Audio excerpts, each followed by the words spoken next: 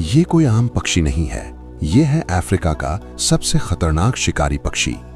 लंबे पैर, तेज नजर और हैरान कर देने वाली चाल इसे अलग बनाती है। सेक्रेटरी बर्ड जमीन पर चलता है और सांपों का शिकार करता है। इसकी टांगों की एक ही चोट जहरीले सांप को भी बेहोश कर देती है। ये बिना डरे सीधे वार करता है, इसलिए इसे नेचर का बॉडीगार्ड भी कहते हैं। शांति से चलता ये पक्षी असल में मौत का साइलेंट शिकारी है।